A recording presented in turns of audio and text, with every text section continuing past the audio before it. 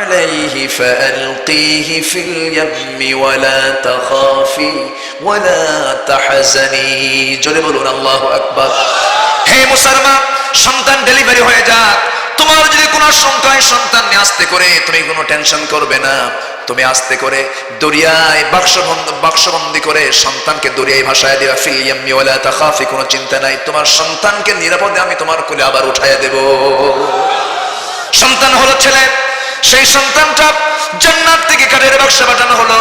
সেই কাঠের বাক্সে প্রস্তুত করে তখন যখন তাকে দরিয়ায় ভাসিয়ে দেওয়া হলো, দরিয়ায় ভাসতে ভাসতে ভাসতে ভাসতে সেই কাঠের বাক্স গিয়ে এমন জায়গায় গিয়ে ভিড় জমালো, এমন জায়গায় গিয়ে থেমে গেল যে জায়গায় রাজরানী ইমরাত ফিরাউন আসিয়া আলাইহিস সালাতু ওয়াস সালাম গোসলের জন্য ঘাটে গোসল করার জন্য ঘাটে নামেন, সেই ঘাটে গিয়ে জমা হলো। যখন তিনি দেখতে পেলেন সুন্দর একটা কাঠের বাক্স, কর্মচারীদেরকে ডাক দিয়ে বলেন, দেখো তো এটার মধ্যে কি আছে। সবাই কাছে যায়, কেউ খুলতে পারে না, এর মুখটা অটোমেটিক লাগানো, কেউ খুলতে পারে না, চেষ্টা করেও খুলতে পারছিল না। কিন্তু আসিয়া যখন নিজে হাতটা দিলেন সঙ্গে সঙ্গে খুলে গেল। দেখতে পেলেন ফুটফুটে বাচ্চা হাত পা নড়াচড়া করছে, যেন আকাশের চাঁদ ধরা পড়েছে। সন্তানটা কোলের মধ্যে নিলেন, সন্তানটা কোলের মধ্যে নিয়ে ইমরাত ফিরাউন আসিয়া আলাইহিস সালাতু ওয়াস সালাম মনে মনে চিন্তা করলেন, আমার অনেকগুলো মেয়ে আছে, একটা ছেলের সন্তানও নাই, এই সন্তানকে দরিয়ায় কুড়ে পেলাম, এই সন্তানকেই রাজ দরবারে বড় করবো। আল্লাহ কয় ঠিক আছে, নিয়ে যাও। জোরে কোন সুবহানাল্লাহ, আরো জোরে কোন সুবহানাল্লাহ।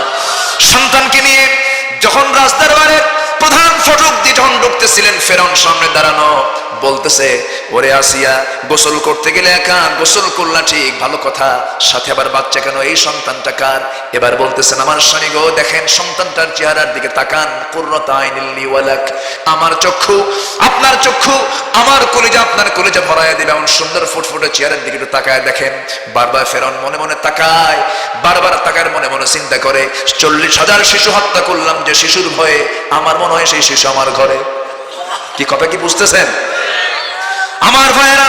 এই সন্তানটা নিয়ে ফেরাউনের হেডেক বেড়ে গেল। আসিয়া বলছেন, না আপনি কি চিন্তা করছেন?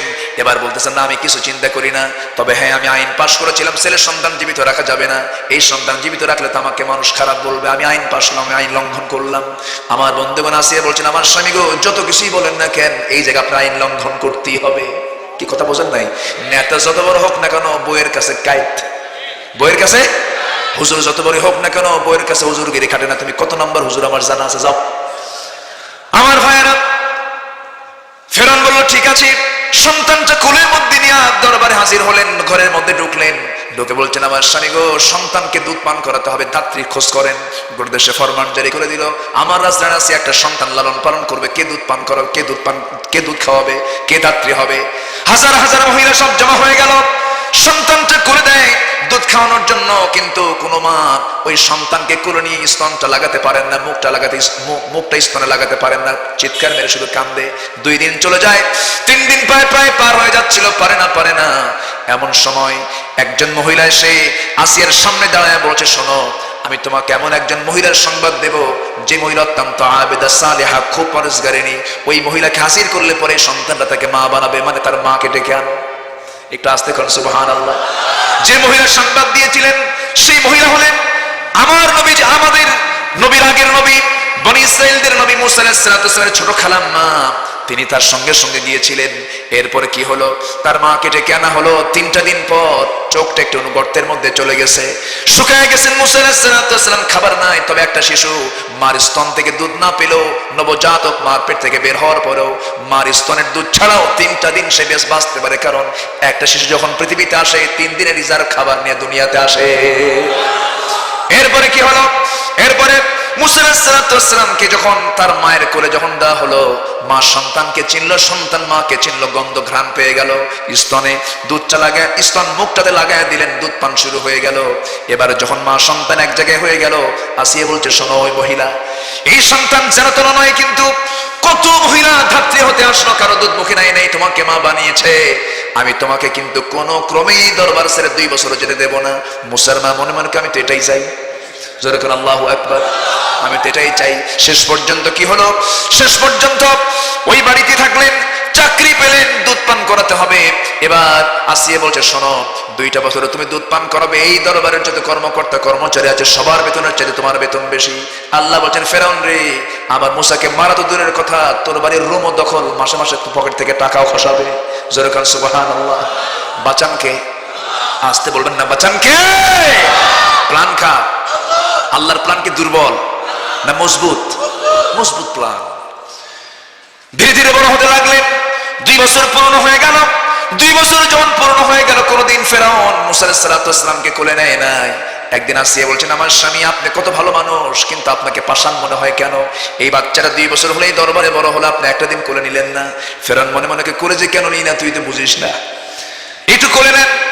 এবার স্ত্রী মনোরঞ্জনের জন্য, স্ত্রীর সন্তুষ্টির জন্য যখন হাতটা বাড়ায় দিয়েছে, মুসা আলাইহিস সালাম কোলে যাবেন না, মুসা আলাইহিস সালাম তার কোলে উঠবেন না, জোর করে সন্তানকে কোলের মধ্যে নিয়ে শুধু কোলেই নিল না, ফেরাউন করলো কি, একটু চুমু খাওয়ার জন্য ঠোঁটটা তার গালের দিকে আগায় দিল। বারবার আগায় দেয়, মুসা আলাইহিস সালাম চট করে সরায় নেন, তার মুখে তার গাল লাগাতে দেন না। বারবার চেষ্টা করে বারবার ব্যর্থ হয়ে যায়। শেষ পর্যন্ত স্বৈরাচারী কায়দায় যখন জোরপূর্বক মাথায় হাত দিয়ে যখন ঠোঁটটা দিয়ে যখন তার গালে চুমু দিতে উদ্যত হয়েছে, মুসা আলাইহিস সালাম ছোট 2 বছরের ছোট্ট বাচ্চা, হাতটা একটু আস্তে করে বের করে গাল দিতে মারছে একখান থাপ্পড়। এক থাপ্পড়ে মাথা চক্কর মেরে উঠে কয়, ও ও ও আসিয়া, তাড়াতাড়ি আসো, আমার জান গেল। এটাই মুসা। জোরে করে আল্লাহু আকবার, আরো জোরে আল্লাহু আকবার। 10 বছর পূর্ণ হয়ে গেল। এবার ফেরাউন বলছে, শোনো, আমার নিশ্চিত ধারণা এটাই আল্লাহর পয়গম্বর হবে, কারণ এর যে থাপ্পড়ের ওয়েট এটাই প্রমাণ করে সে আল্লাহর নবী। এবার আসিয়া বলছেন, আপনি কি করবেন? মেরে ফেলবো। আপনি মারবেন, জনগণ যখন প্রশ্ন করবে কি জন্য মারলে, থাপ্পড় খেয়েছে, সিট হয়ে পড়ছে, আপনার কিন্তু মান সম্মান থাকবে না। ঠিক আছে, এই কথা কাউরে কইও না। 10 বছর পূর্ণ হয়ে গেল। 10 বছর পূর্ণ হয়ে যাওয়ার পর সন্তানটা যখন ম্যাচিউর হয়ে গেছেন, মুসা আলাইহিস সালাম, ফেরাউন সে তার দরবারে মুসা আলাইহিস সালামকে রেখে দিয়েছে, কিন্তু কিছুই করার নাই। হেফাজতের দায়িত্ব কার? আজ থেকে হেফাজত কে করেন? বাঁচান কে? রক্ষা করেন কে? ফেরাউন তো নিজেই বলেছিল, আনা রাব্বুকুমুল আলা, সবচেয়ে বড় রব আমি। ফেরাউন জনগণ বলল, আপনি যে রব হবেন, আপনি আমাদের কিছু খাওয়া দেন। একদিন ভোজের আয়োজন করা হলো, বললো, আসো তোমরা 3000 নেতা কর্মী আসো, 3000 লোককে আমি খাওয়াই দেব। 3000 লোক চলে আসলো দরবারে। দরবারে সব বসে গেছে, সবাই খাবার নিয়ে বসে গেছে। সবার জন্য একটা করে ছাগল বরাদ্দ হলো, সবার জন্য একটা একটা করে ছাগল। 3000 সমস্ত নেতারা বসে গেছে। ফেরাউনের সামনে রাজ দরবারে বসা, পাশে মুসা আলাইহিস সালামকে বসিয়ে রেখেছে, তাকে পুত্র সন্তানের মর্যাদা দিয়েছে। মুসা আলাইহিস সালাম পাশে বসা আছেন। এমন সময় তার সামনে একটা ভাজা ছাগল, তার সামনে একটা ভাজা ছাগল, সবার সামনে একটা করে ভাজা ছাগল।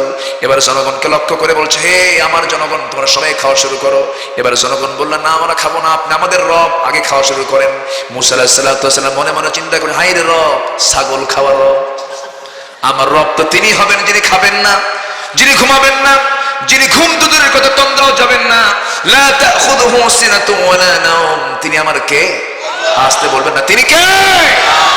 এবার জনগণ যখন বলল, আপনি খান, ফেরাউন বলছে, না, আমি আগে খাবো না, আমার সন্তানটাকে খাবে। হে হে আমার কলিজার টুকরা, তুমি খাও। মুসা আলাইহিস সালামকে যখন বলা হলো তুমি খাও, মুসা আলাইহিস সালাম যখন খাইতে শুরু করবেন, এমন সময় তিনি ভাজা ছাগলটার কানের মধ্যে নখ দিয়েছেন, নখ দিয়ে তিনি টান মারবেন, কিন্তু কাজটা হয়ে গেল উল্টা। টান দিয়েছেন ছাগলের কান ধরে, ছাগলটার সঙ্গে সঙ্গে তাজা হয়ে মারছে দৌড়। জোরে করে আল্লাহু আকবার। ক্ষমতা পৃথিবীর কোন ব্যক্তির না, আল্লাহ। কার পাওয়ার বলেন? আসতে বলবেন না, কার পাওয়ার? ওই ছাগলটা যখন তাজা হয়ে দৌড় মারছে, একটা আওয়াজ দিয়েছে, সঙ্গে সঙ্গে 3000 ছাগল সব প্লেট থেকে মারছে দৌড়। এখন ফেরাউন মনে মনে কয়, হাই রে, কি হলো, কি কাজ করতে গেলাম? এবার জনগণ বলল, হে ফেরাউন, তুমি কেমন করে রব হও? তুমি দিলে ভাজা ছাগল, তোমার বেটা বানালো তাজা ছাগল। জোরে করে আল্লাহু আকবার।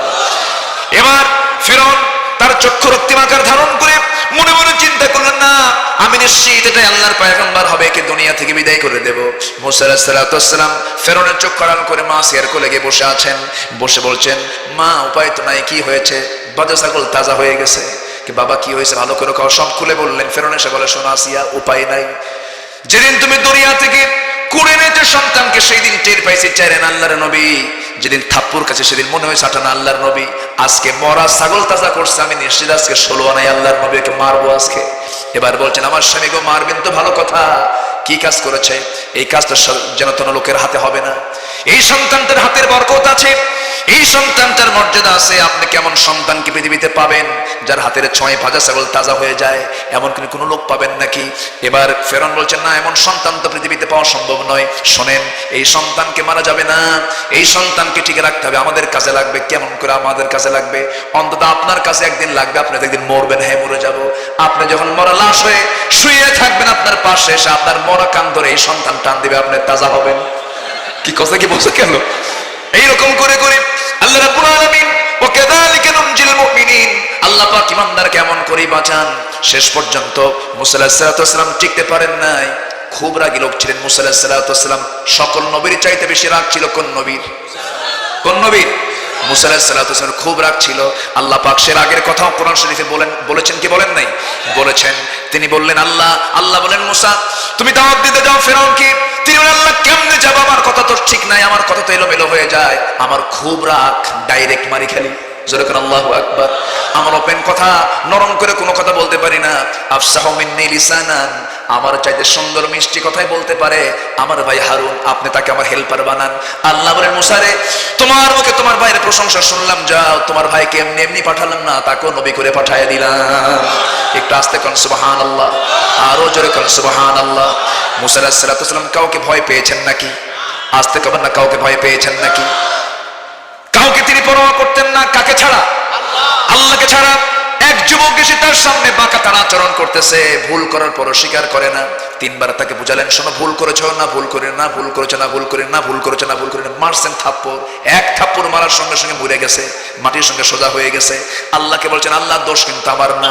আল্লাহ বলছেন মারলা তুমি দোষ দিবা কারে? আল্লাহ মারছি আমি শাসন করার জন্য, মেরে ফেরার মালিক তো আমি না, তুমি মেরে ফেলছো। জোরে কাল সুবহানাল্লাহ, আর জোরে কাল সুবহানাল্লাহ। এই নবীর ভিতরে আল্লাহ পাক বিশাল একটা ক্ষমতা দান করেছেন, মুজিজা দান করেছেন। সব পয়গম্বরকে আল্লাহ পাক মুজিজা দিয়েছেন।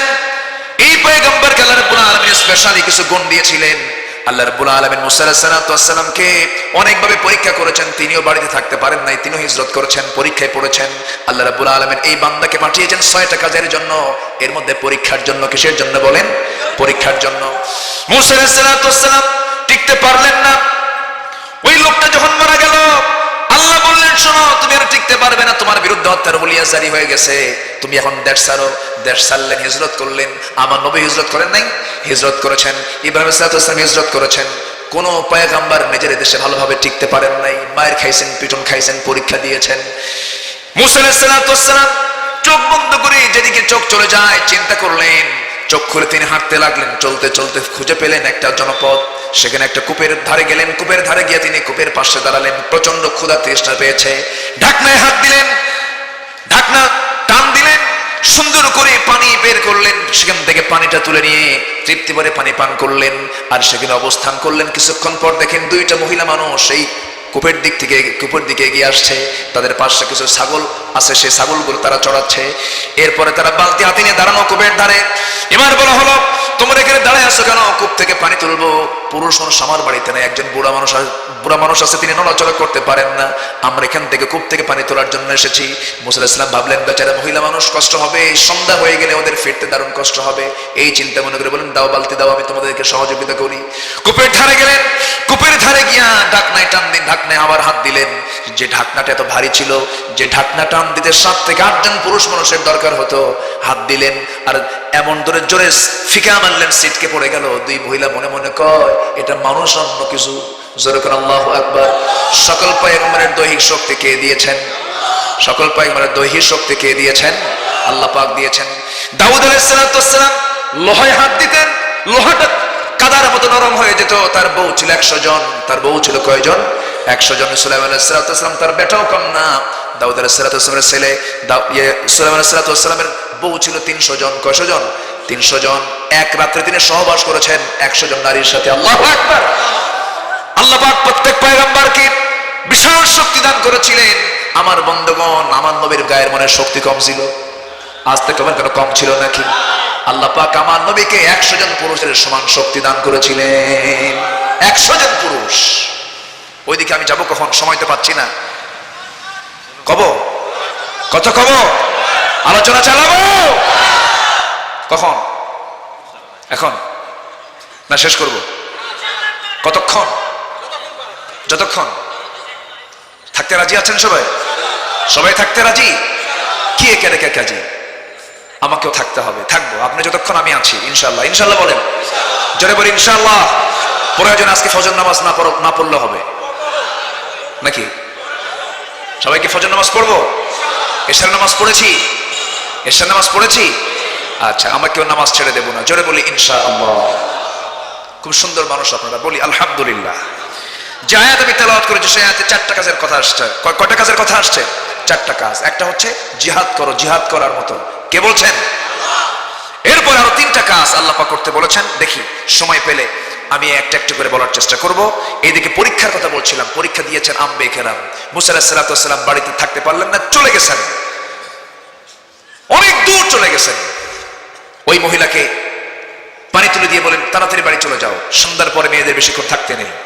চলে গেছেন বাড়িতে, আব্বার সঙ্গে দেখা হয়েছে। ওই 2 মহিলার পিতা, বৃদ্ধ পিতা বলছেন, মা এত দ্রুত তোমার আজকে আসলে কেমন? আব্বা, কূপের ধার একজন শক্তিশালী পুরুষকে দেখতে পেলাম, সে আমাদেরকে সহযোগিতা করেছে। বৃদ্ধ পিতা বলছেন, আমার বড় মেয়ে তুমি আগামীকালকে একা যাবে, গিয়ে আমার সালাম জানিয়ে বলবে সেদিন অবশ্যই আমার সঙ্গে সাক্ষাৎ করার জন্য চলে আসে আমার বাড়িতে। পরের দিন গিয়ে বলতেছে, হে যুবক, আব্বা আপনাকে সালাম জানিয়েছেন, আপনি আমাদের বাড়িতে আসবেন। আসবেন না? হ্যাঁ অবশ্যই যাব, কিন্তু তোমাদের বাড়ি তো আমি চিনি না, চেনার দরকার নাই, আপনি আমাকে ফলো করবেন, আমি সামনে সামনে যাব, আপনি আমার পিছে পিছে আসবেন। মুসা আলাইহিস সালাম রাগ গেছে বেড়ে, খেপে গিয়ে রেগে গিয়ে বলছেন, তুমি কি বললা? তুমি মহিলা, তুমি সামনে যাবা, তুমি সামনে যাবা, আর আমি পুরুষের পিছনে থাকবো। এই পুরুষ আমি মুসা না। জোরে করে আল্লাহু আকবার। আমি সামনে যাব, তুই পিছে থাক।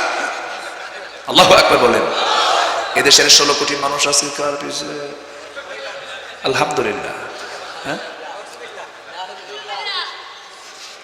মুসা আলাইহিস সালাম আমি সামনে যাব, তুমি পিছে পিছে থাকবে। আমার যদি পথ ভুল হয়ে যায়, শুধু পিছন থেকে বলবে ডানে বামে, ডানে বামে। এর চাইতে অতিরঞ্জিত কোনো কথা বলা যাবে না। ফায়াতমা আল্লাযীনা ফী কলবিহিম মারাদুন ওয়া কুলনা কাওলান মা'রুফা। অতিরিক্ত কথা বললেই রোগ আছে না নাই? রোগ আছে না নাই? মেয়েদের কথার নিক্কণ সুরের ভিতরে অবশ্যই পরপুরুষের আকর্ষণ আছে না নাই? আচ্ছা, এই জন্য মেয়েদের কথা বলতে সাবধান হতে হবে। পরপুরুষের সঙ্গে যখন কথা বলবে, ইনিয়ে বিনিয়ে নিক্কণ ঝংকার দিয়া না ডাইরেক্ট কথা বলতে হবে, যেন তার কথার মধ্যে কোনো সুর, কথার মধ্যে যেন কোনো ঝংকার না থাকে, কোনো ইনিয়ে বিনিয়ে কথা বলা যাবে না। এই হুকুমগুলো কে দিয়েছেন? আজ থেকে মানে কে দিয়েছেন? যখন কোনো পরপুরুষ একজন মহিলাকে বলবে আপনি কেমন আছেন, সে ডাইরেক্ট বলে ফেলবে ভালো, শেষ। এর চাইতে বেশি কিছু না। কিন্তু যদি বলে আমি খুব ভালো, আপনি কেমন আছেন, এখানে বিপদ আছে না নাই? আচ্ছা, এমন জাতীয় আচরণ করা যাবে না। আল্লাহ পাক এগুলো সবগুলো দিয়েছেন। সূরা আহজাব, সূরা নূর, এগুলো মেয়েদের পড়া দরকার। আল্লাহ পাক মাদেরকে কবুল করুন। জোরে বলি আল্লাহুম্মা আমিন। এবার তিনি সামনে সামনে চললেন, এক পর্যায়ে বাড়ি পর্যন্ত পৌঁছে গেলেন। পৌঁছার পর বৃদ্ধ লোকটার সঙ্গে সালাম বিনিময় হলো। হঠাৎ করে বৃদ্ধ লোকটা বলতেছে, এই যুবক, তোমার নাম তো মুসা। আমার নাম মুসা আপনাকে বললো কে? এত দূর থেকে আসলাম, এই লোকটার নাম যে মুসা আপনাকে কে জানিয়ে দিল? এবার বৃদ্ধ লোকটা বলতেছে, শোনো, তোমার নামই শুধু জানি না, আরো কিছু জানি। কি? তুমি কেন আসছো, কি জন্য আসছো তাও জানি। কি করছে আপনি? কন, তুমি একজনকে থাপ্পড় মেরে ফেলছো, এরপরে আসছো। উনি তো চিন্তায় পড়ে গেলেন, আল্লাহ এটা কি ওই গ্রুপের লোকই কিনা, কি যেন হলো, বিশাল বিপদে পড়ে গেছে। এবার বৃদ্ধ পিতা মুস্কি হাসি দিয়ে বলছেন, হে মুসা, চিন্তা করো না, তুমি যার সামনে দাঁড়িয়ে কথা বলছো, তুমি যার সামনে দাঁড়িয়ে চিন্তায় পড়ে গেছো, সেই বৃদ্ধ সাধারণ কাতারের কোন বৃদ্ধ নয়। সেই বৃদ্ধ লোকটার পরিচয়টা হলো ওয়া ইলা মাদিয়ানা আখাহুম শুআইবা। আমি হলাম আল্লাহর পয়গম্বর শুআইব আলাইহিস সালাতু ওয়াস সালাম। আমি একজন আল্লাহর নবী। এই মাদিয়ানবাসীর জন্য আল্লাহ পাক আমাকে পয়গম্বর করে পাঠিয়েছেন। এই কথা বলা মাত্রই মুসা আলাইহিস সালাতু ওয়াস সালাম খুব খুশি হলেন, তাকে জড়িয়ে ধরলেন। এবার বৃদ্ধ লোকটা বলছেন, আল্লাহর পয়গম্বর বলছেন, শোনো, আমার 2টা মেয়ে আছে। গতকাল এবং আজকে তোমার দেখার পর্ব শেষ হয়ে গেছে, আর দেখতে দেব না। একটা মেয়েকে বিয়ের জন্য সর্বোচ্চ 2 বার দেখা জায়েজ আছে। প্রথমবার আপনি দেখলেন না, দেখলে বিয়ে করবেন কেমনে? কিন্তু এখন কি দেখে 2 বার, একবার না, 1000 বার না, বারবার বারবার দেখে। সকালে দেখে, দুপুরে দেখে, সন্ধ্যায় দেখে, আবার 12টা যখন বাজে ওযু কইরা তাহাজ্জুদের হালতে ইমো হোয়াটসঅ্যাপ ভাইবারে লাইনে হিয়া হাত্তা মাতলাইল ফজর পর্যন্ত দেখে। আছে না নাই? সব মজা বিয়ের আগে মানলো, বিয়ের পর তো অশান্তি হবেই। আসতে কোন কেন, জোরে কোন ঠিক কিনা? এগুলো বন্ধ করা দরকার, এই নোংরামি বন্ধ করা দরকার। পর্নোগ্রাফি গুলো আজকে অ্যাভেলেবেল করে দেওয়া হয়েছে, এগুলো বন্ধ করার জন্য ওয়াজতে বন্ধ হবে না, এগুলো লাঠি দিয়ে বন্ধ করতে হবে মুসলমান। প্রশাসনের দরকার, ঠিক কিনা বলেন? বন্ধ হয়ে যেত। আজকে যুবকরা শেষ হয়ে যাচ্ছে, যুবকরা মাদকাসক্ত হয়েছে। আজ যুবকদের সবকিছু ধ্বংস হয়ে যাচ্ছে। একটা জাতির ধ্বংসের জন্য যুবককে যদি টার্গেট করা হয়, জাতি ধ্বংস হয়ে যায়, ঠিক কিনা? সেই যুবকদের চরিত্র ঠিক রাখার দরকার আছে না নাই? সেই চরিত্র ঠিক রাখার জন্য কিসের দিকে ফিরে আসতে হবে? কিসের দিকে ফিরে আসতে হবে? নামাজ পড়তে হবে। কয় ওয়াক্ত? 5 ওয়াক্ত। ওয়ালা মুত্তাখিদাত ইখদান ওয়ালা মুত্তাখিদ ইখদান। গোপন গোপন কোনো নোংরামি করা যাবে না। কেউ যেটা দেখে না সেটা কে দেখেন? কেউ যেটা বুঝে না সেটা কে বুঝেন? কেউ যেটা জানে না সেটা কে জানেন? আল্লাহ পাক জানেন। সম্মানিত ভাইয়েরা, বলা হলো তুমি কি আমার দুটো মেয়ের যে কোনো একটা মেয়েকে বিয়ে দেবো, তুমি কি বিয়ে করবা? কে? আমি বিয়ে করবো, কিন্তু এখন তো আমি বিয়ে দেবো না। কেন? তোমার রেকর্ড ভালো না। কেন? থাপ্পড় মারো আর মানুষ মরে যায়। আমি তোমাকে বিয়ে দিতে পারি, শর্ত হলো আমার বাড়ির যে ছাগলগুলো আছে এই ছাগলগুলো তোমাকে চড়াতে হবে 8 বছর অনার্স, আর 10 বছর মাস্টার্স ডিগ্রি তোমার হয়ে যাবে। এরপর আমি আমার মেয়েকে তোমার হাতে তুলে দেবো। উনি ছাগল চড়াতে লাগলেন। রাগী মানুষ তো ছাগল চড়াতে খুব মজা পায় নাকি? যার রাগ বেশি, ছাগল তো খুব শান্ত প্রাণী, তাই না? কথা শোনে। পাগলে কিনা বলে ছাগলে কিনা খায়। আপনার কান ধরে শিখালেন, কিছুক্ষণ পরে ভুলে যায় এর নাম হচ্ছে ছাগল। আর সেই ছাগল পালার দায়িত্ব পেলেন মুসা আলাইহিস সালাতু ওয়াস সালাম। দীর্ঘ 10 বছর ছাগল পেলে পেলে বিশাল ধৈর্যের পাহাড় তিনি হয়ে গেলেন, ধৈর্যশীল হয়ে গেলেন। শেষ দিন ইবনে কাসির এসেছে, ছাগল পালটা নিয়ে আসতেছিলেন মাঠ থেকে। একটা ছাগল সেই পাল থেকে সিটকে একা মারছে দৌড়।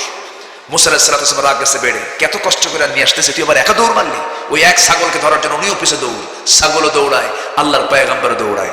শেষ পর্যন্ত ছাগল আর পারল না, দাঁড়ায় গেছে, থরথর করে কাঁপতেছে। মুসা আলাইহিস সালাতু ওয়াস সালাম দুই হাতের মধ্যে নিয়ে একদম আকাশের দিকে তুলছে। কি মারবেন? আসার মারবেন। রাগ উঠে গেছে, এক আসারে মেরে ফেলবেন। কিন্তু লক্ষ্য করে দেখলেন ছাগলটার লোম কূপ দিয়ে ঘামগুলো টপ টপ করে পড়ছে, থরথর করে কাঁপতেছে, চোখে তার ভীত ভীত চেহারা। ছাগলটার দিকে তাকায় মায়া হলো, দয়া হলো। দুই পা ছেড়ে দিয়া কোলের মধ্যে তুলে নিয়া স্নেহ করলেন, সৃষ্টির প্রতি দয়াদ্র হলেন। তিনি মাফের নীতি অবলম্বন করলেন, ধৈর্যের পুরস্কার দিয়ে বললেন যে তোকে মেরেও কি লাভ, না মেরেও কি লাভ, অতএব মারলাম না, ছেড়ে দিলাম। যখন তাকে ছেড়ে দেওয়া হলো, আল্লাহ দারুণ খুশি হয়ে বললেন, মুসা তোমার রাগ তো খুব বেশি ছিল, রাগ কমে গেছে, এখন তুমি মানুষও পালতে পারবে, আমি তোমাকে নবুয়ত দিয়ে দিলাম। জোরে বলেন সুবহানাল্লাহ। পরীক্ষা আছে না নাই? আজ থেকে না পরীক্ষা আছে না নাই? আজ সকল পয়গম্বরকে আল্লাহ পাক পরীক্ষা করেছেন, পরীক্ষায় তারা পাস করেছেন, সম্মান আল্লাহ পাক তাদেরকে দিয়েছেন। আল্লাহ পাক 6টা কাজের জন্য পাঠিয়েছেন বলেছিলাম শুরুতে। 1 নাম্বার হলো ইবাদতের জন্য, নাম্বার 2 হলো প্রতিনিধিত্বের জন্য, নাম্বার 3 হলো কল্যাণের জন্য, নাম্বার 4 হলো পরীক্ষা দেওয়ার জন্য, নাম্বার 5 হচ্ছে আল্লাহ পাক এই পৃথিবীতে পাঠিয়েছেন লাকাদ খালাকনাল ইনসানা ফি কাবাদ। আল্লাহ পাক মানুষকে শ্রম নির্ভর করে দুনিয়াতে পাঠিয়েছেন। আল্লাহ পাক আমাকে কাজের জন্য পাঠিয়েছেন, সেই কাজ করতে হবে। ভালো কাজ না অপকাজ? ভালো কাজ না অপকাজ? আল্লাহ পাক দুনিয়াতে ভালো কাজের জন্য পাঠালেন। খালাকাল মাউতা ওয়াল হায়াতা লিয়াবলুয়াকুম আইয়ুকুম আহসানু আমালা। ভালো কাজের জন্য তোমাকে পাঠিয়েছেন, ভালো কাজগুলো তোমাকে করতে হবে, শ্রম নির্ভর হতে হবে। হুকুমগুলো কে দিয়েছেন? আল্লাহ পাক দিয়েছেন। আল্লাহ পাক আমাদেরকে কবুল করুন, জোরে বলি আল্লাহুম্মা আমিন।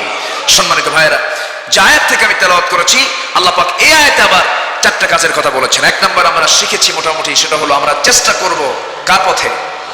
জিহাদ করব কার পথে? আল্লাহর পথে জিহাদ করার মতো। নাম্বার 2 হচ্ছে ফাকিমুস সালাতা। এই চেষ্টা যদি করতে পারো, এরপর আরেকটা চেষ্টা করতে হবে, সেটা হলো তোমাকে নামাজ কায়েমের সংগ্রাম করতে হবে। নামাজ কায়েম হয়ে গেলে সমাজে জেনা থাকবে না, চুরি থাকবে না, সন্ত্রাসী থাকবে না, চাঁদাবাজি থাকবে না, খুন থাকবে না। কিন্তু নামাজ আদায় হলে পরে শুধু আদায় হচ্ছে, কায়েম হচ্ছে না। নামাজ আদায়ে এগুলো কোনো খারাপ কাজ সমাজ থেকে বন্ধ হবে না। আর নামাজ কায়েম হয়ে গেলে সব বন্ধ হয়ে যাবে। কার কথা এটা? কার কথা? আল্লাহর কথা। আজকে আমার দেশে কি নামাজ কায়েম আছে? নামাজ কায়েম নাই। নামাজ আদায় হয় কিন্তু নামাজটা কায়েম নাই। নামাজ কায়েম হলে আজান হওয়ার সঙ্গে সঙ্গে দোকান খোলা থাকবে না বন্ধ হবে? আগে নামাজ নাকি কাজ? বলেন, আগে নামাজ নাকি কাজ? নামাজ কায়েম হওয়া মানে সকল কাজ বন্ধ, নামাজ চালু, ঠিক কি না? এটা হচ্ছে নামাজ কায়েম। আর যে সমাজে নামাজ কায়েম থাকবে সেই সমাজে জেনা থাকবে না। যে সমাজে নামাজ কায়েম থাকবে সেই সমাজে সুদের কারবার চলবে না। আল্লাহ পাক এটা করতে বলছেন, ওয়াতুজ যাকাত, যাকাত দেবে, ওয়াতাসিমু বিল্লাহ, আল্লাহকে শক্ত করে সবাই মিলে ধরবে, মানে আল্লাহর দ্বীনকে বিজয়ী করার জন্য, আল্লাহর রশিকে, হাবলুল্লাহ, কোরআনকে তোমরা ধরবে, মতপার্থক্য সৃষ্টি করবে না। এই কাজ, চারটা কাজ যদি করতে পারো, হুয়া মাওলাকুম, জেনে রেখো আল্লাহই তোমাদের অভিভাবক। যেরকম সুবহানাল্লাহ। এই চারটি কাজ করলে অভিভাবক কে? আল্লাহ পাক। আল্লাহ অভিভাবক হয়ে যাবেন। আর আরেকটা সুন্দর করে তিনি বুঝাই দিলেন, শোনো, আমি তোমাদের এমন প্রভু, আমি তোমাদের এমন গাইড, আমি হলাম তোমাদের এমন কাসের, সেই কাসের জনটার পরিচয় হলো ফানি'মাল মাওলা ওয়া নি'মান নাসির। কতই না উত্তম আমি মাওলা, কতই না উত্তম আমি সাহায্যকারী। আমার সাহায্য যদি তোমার হয়ে যায়, পৃথিবীর কোন শক্তি তোমাকে পরাজিত করতে পারবে না। জোরে বলেন সুবহানাল্লাহ। আল্লাহ পাক এই আয়াতের অনুকূলে আমাদের জীবন গড়ার তৌফিক দান করুন। জোরে বলি আল্লাহুম্মা আমিন। আরো জোরে আল্লাহুম্মা আমিন। মন চায় কথা বলি, কিন্তু সময়টার মেইনটেইন অবশ্যই প্রয়োজন আছে, খেয়াল করতে হবে। যতটুকু হয়েছে আমরা বলি আলহামদুলিল্লাহ। জোরে বলি আলহামদুলিল্লাহ। সবাই বসুন। আমি তো প্রথমে চিন্তা করেছিলাম লোকজন এত কম দেখা যাচ্ছে, এখন দেখি না, কানায় কানায় পরিপূর্ণ বসার জায়গা পাচ্ছে না। অনেকে দাঁড়িয়ে দাঁড়িয়ে কোরআন শুনছিলেন। আল্লাহ তুমি তো সবার শ্রবণকে আমলে নিয়ে আসার তৌফিক দিয়ে দাও, যা শুনেছেন আমল করার তৌফিক দিয়ে দাও। আল্লাহ পাক সবাইকে দ্বীনের জন্য কবুল করে নাও। জোরে বলি আল্লাহ।